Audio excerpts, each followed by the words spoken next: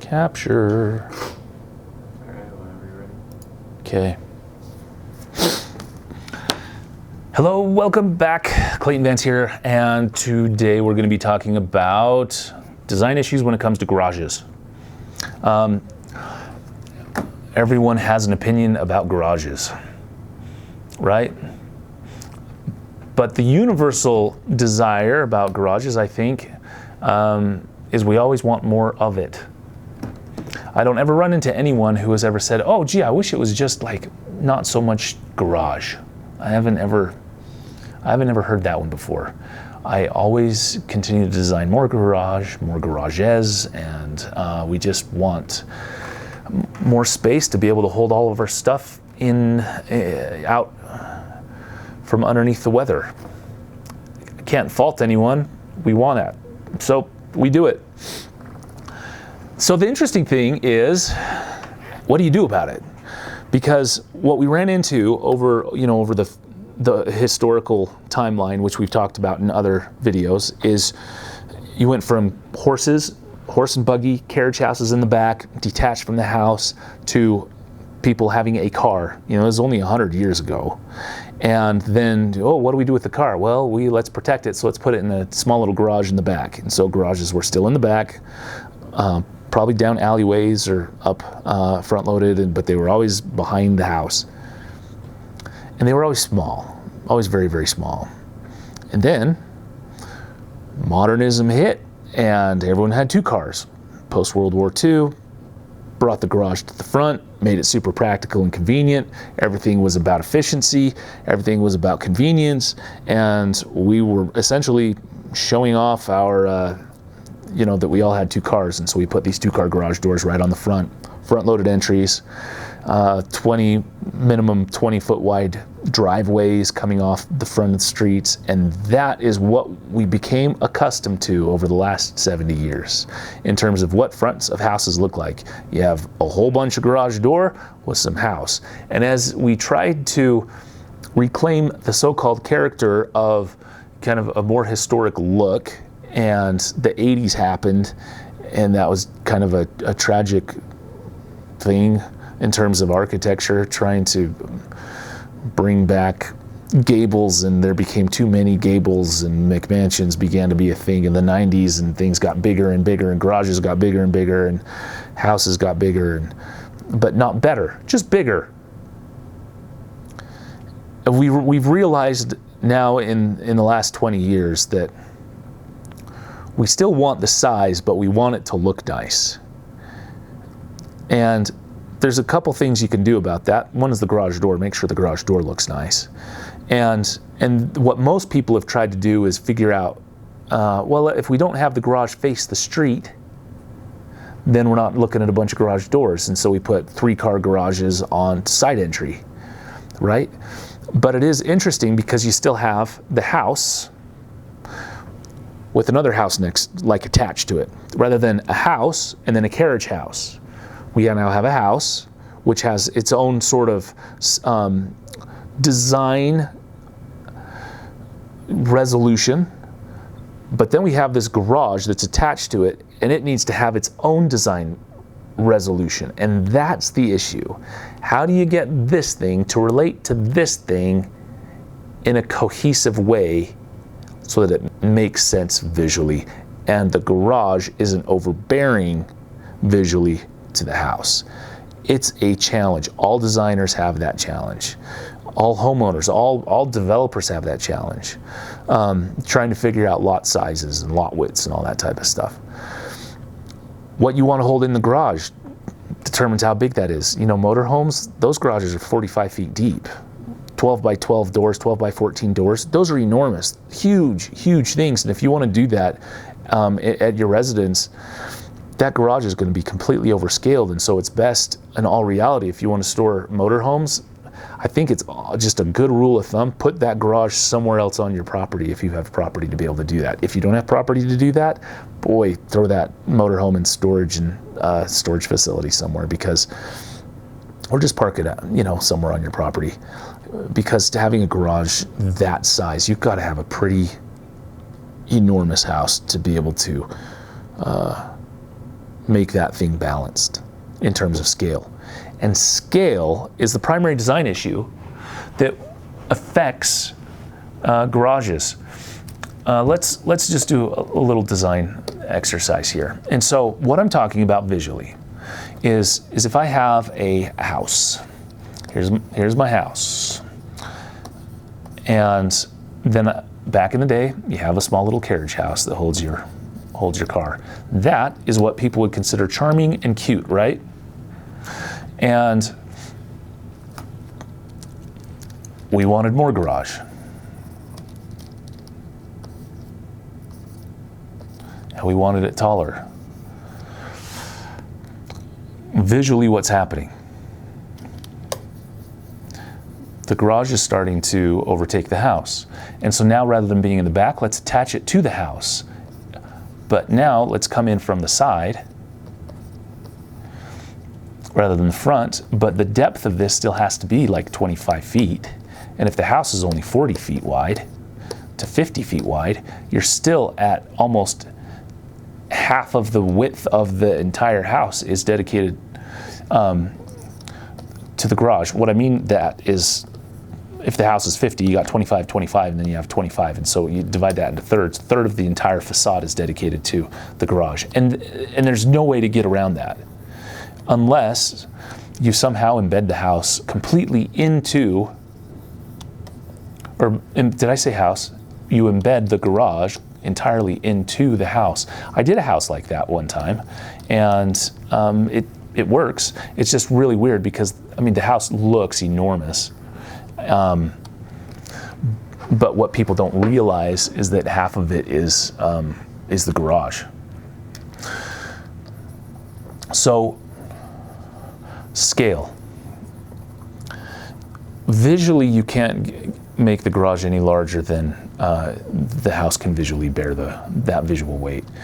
And there aren't exact proportional numbers, but you can always rest assured that the smaller the garage is, the smaller the doors are, the more charming it will look relative to the house. Because after all of us love, cute things. And the word that I hear second to timeless is charming. And all charming is a kind of a cutification of beauty. What we're trying to say is we want it beautiful, but we want it cute. So it's a cute beauty, which is charming, right? And so all that is a scaling down of a thing. And when something's tiny, all of a sudden it's cute for some reason. But it's just how it is. It's universal. Tiny things are cute. And so a tinier garage is a cuter garage. And so what happens when you want 3 and 4 and 5 and 6 cars? You just got to come up with a way to detach some of these things and only really attach no more than 3 cars to your actual house. Because if you do that, it just gets entirely overscaled. I want to look at like I think this one's new, a really classical house or version of a garage. Incredible work. And granted that most of us cannot afford to do this. I can't afford to do this. But what it illustrates is a cohesive and consistent architectural character,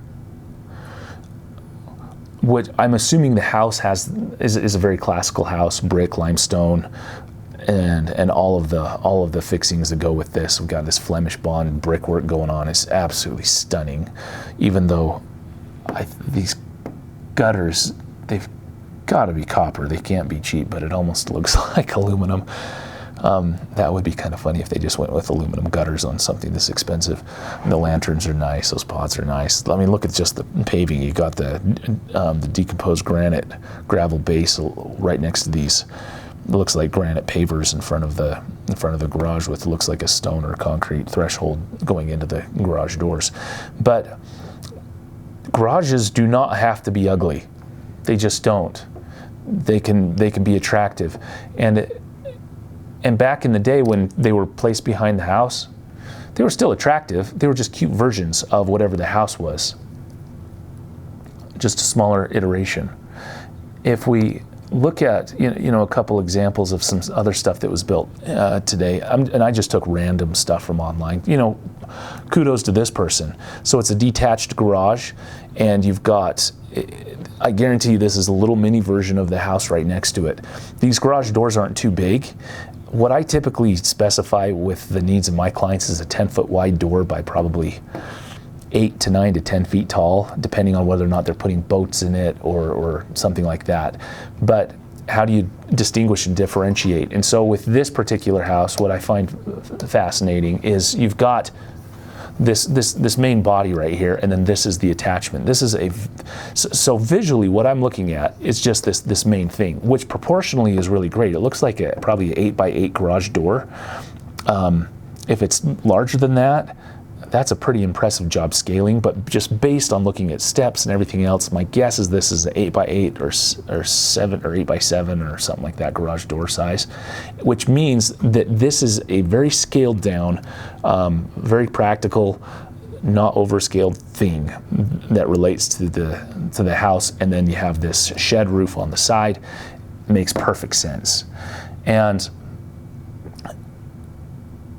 if this garage was, let's say, if this door was, let's say, this size, and then we had to enlarge it,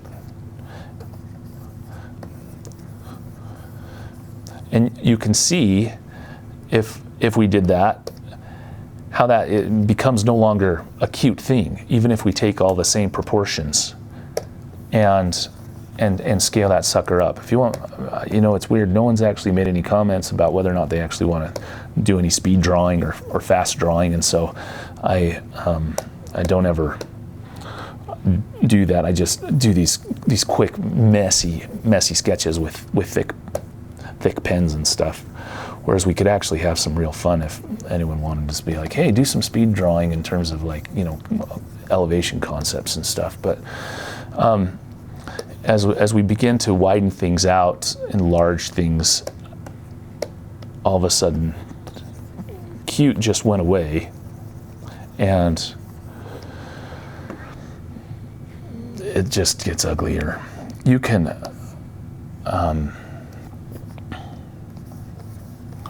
still try to make it cute based on the architectural character of the house, which is the details, right, and the overall form and scale. But this would be a typical boat garage. And so every time, particularly on 12 by 12 and steeper pitches, if you're a homeowner and you're trying to do a detached garage, one of the things you just got to realize and understand is that the wider the building goes, and if I have a particular pitch on my roof, and that just gets bigger, and that ridge just keeps going up and up and up. And if there's height restrictions based on the HOA design guidelines or city requirements based on how high a detached or attached garage can be relative to the existing house, or like an accessory structure, you're going to run into issues real fast. And all of a sudden, what'll happen is you're going to have to put a totally different pitch on this garage than the house, which is fine in a lot of circumstances, depending on what sort of hierarchy you're trying to achieve. And that's one of the things you got to think about. And you can watch our other videos about hierarchy, order, and how to achieve architecture. But all of a sudden, now if the roof has to do something like that, whoa, that just turned into a metal storage shed, and it's completely ugly. And so when you're looking at what you want to do with a garage, man, you just got to really consider what your actual real needs are, and every single foot that you're going this way, particularly if you're above a 12-12 pitch and you're at 14 or 16 or something like that, that ridge line gets way tall, super tall, and the scale is going to start feeling a little bit overkill. So you can see the difference just in terms of just a massing and just color, kind of almost it's not a figure ground, but just a massing study in terms of the difference. And so whoever did this garage, nice job. It looks really nice, and it's just a consideration. You know, when you're looking at doing something and trying to achieve timeless and beautiful things, it's just a consideration is scale and the width relative to those pitches on your roof. Let's look at an old historic one. This is in Charleston, South Carolina, and this is attached to the side of a house. It looks like 7 foot by 7 foot garage doors, old historic, you know, like carriage house size, right? It's probably over 100-something years old. And so you'd have horses go through this into the back, and they would be housed behind these doors. Then they added these actual garage doors, and so I'm sure it's now a detached garage, or maybe it's attached through a breezeway to the adjacent house. But once again, it's a matter of scale. The materials are great. The materials, I guarantee, are matching the house in some manner, meaning the plaster, stucco, and the brick, and all of those things relate to each other. The order, the overall character of the house, it's the same. But the most important thing is the scale, and it doesn't become this visual overbearing nightmare to deal with. And let's look at another old. So this is kind of old school shingle style house, a carriage house in the back, asymmetrical. It has a this is fun. Sorry, I didn't finish my thought there. But look at this. I love quirky things. And so you have a salt box design, which is very Eastern Cape Cod, right?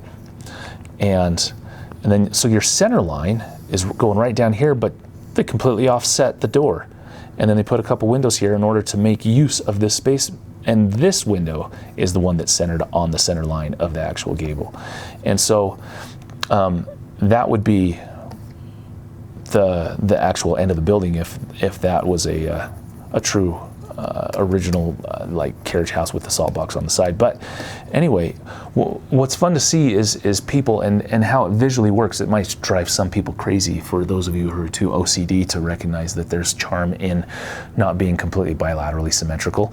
But the quirkiness of how this garage the door is actually slightly offset makes for me this will have way more character than if I would have tried to shove or try to force, not shove, but force some sort of line, some sort of symmetry line. And also look at the character of the garage doors. And that's one thing you'll notice with all of these garage doors that we're going to just look at really quickly is the character of the door matters a lot. And if you get the door wrong and are super just cheap out on the door and some old aluminum, metal, just standard garage door, welcome to the world of being average. So that's what it's going to be.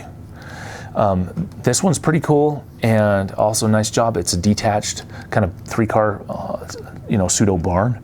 Got that barn door, and it's great. No objections to this one whatsoever, and it's a really good. Sorry, my little clicker thing here isn't working.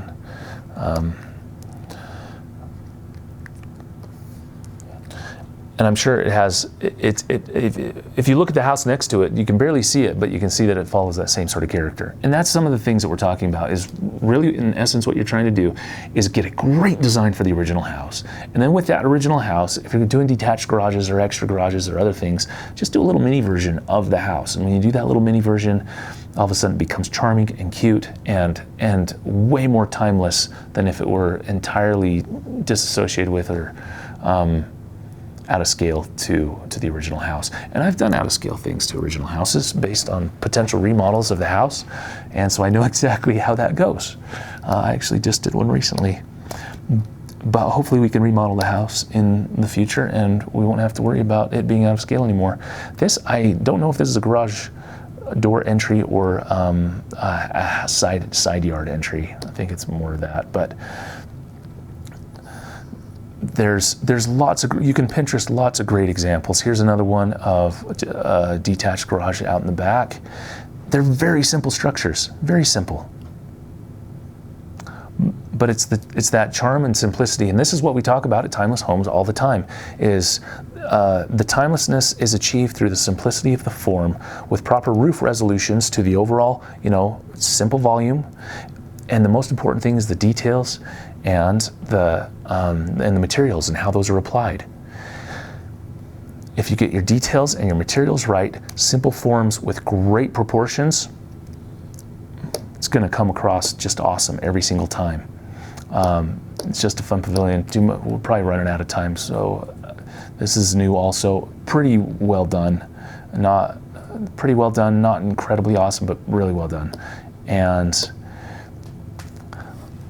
here's another small, cute little thing. So what we've talked about today is the issue of scale. And you can't underscale your garage in terms of its straight up functional, utilitarian purpose in order to achieve what it is that it's supposed to achieve in terms of housing whatever it's supposed to house, whether it be cars, boats, razors, ATVs, whatever. The next consideration is, how is it attached to the house, and does it have too much visual weight? So try to pull it away from the house as much as you can. If you're on a quarter acre lot or on a narrow lot, it's 40, 50 feet wide, boy, I'd highly recommend just doing a detached garage in the backyard, if the zoning allows it. And hopefully maybe you can do a carport, or not necessarily a carport, but boy, what am I trying to say? Like kind of a porte cochere on the side, so that you can actually have two out of weather parking spots if you're on a narrow lot. And porte cocheres can look absolutely stunning. So making sure that the scale is proper to the house and the character is proper to the house. Those are the two primary design considerations when looking at garages and how to make sure that they're not super ugly. But number one is you got to get the house right. If the house isn't right, honestly, the garage doesn't even really matter. And then once you get the house right, get the garage right by looking at scale and character. So if anyone wants to know more, add some comments and we'll try to address those and look at some more garages or do some more architectural critiques of other things, and that would be fun to do. So this is Clayton Vance saying see you later.